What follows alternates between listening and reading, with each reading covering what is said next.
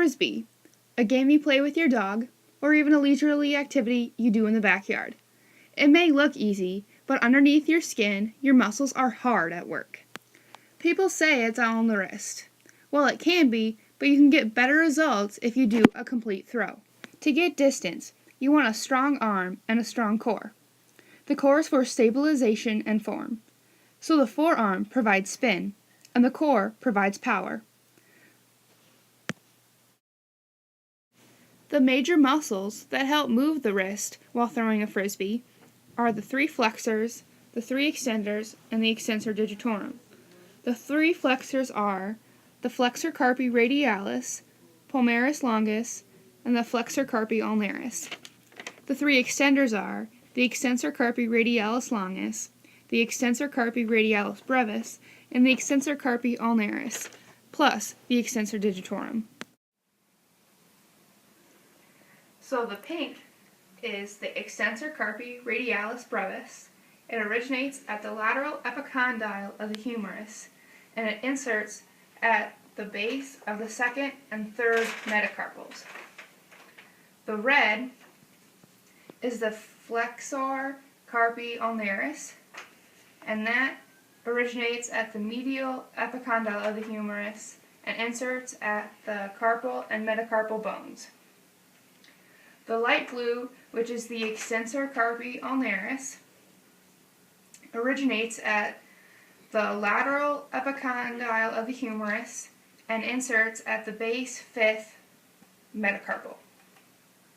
The yellow is the extensor digitorum, and that originates over here at the lateral epicondyle of the humerus and inserts at the posterior surface of the phalanges fingers 2 through 5. The dark blue on this side is the extensor carpi radialis longus, and that originates at the distal end of the humerus, and that inserts at the base of the second metacarpal. The green, which is then on this side, is the palmaris longus, and that originates at the medial epicondyle of the humerus and inserts at the fascia of the palm.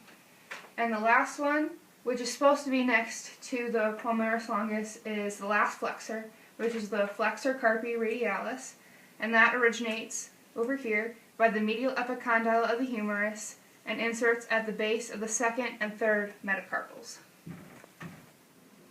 From the starting position, you curl your wrist this way, tensing up the palmaris longus and the flexor carpi radialis, and then, as you let go of the frisbee, you're tensing all the muscles in the front.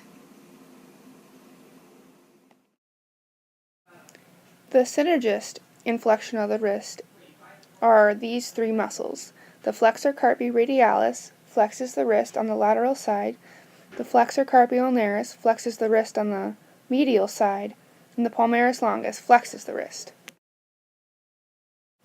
The antagonists are the extensor carpi radialis longus, which extends and abducts the wrist, the extensor carpi radialis brevis, which extends and abducts the wrist, and also the extensor carpi ulnaris, which also extends and abducts the wrist.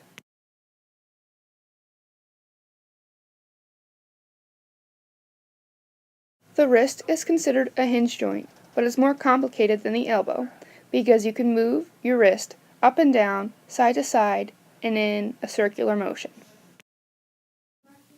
Like any sport, when throwing a frisbee, you run the risk of straining the muscles that are used.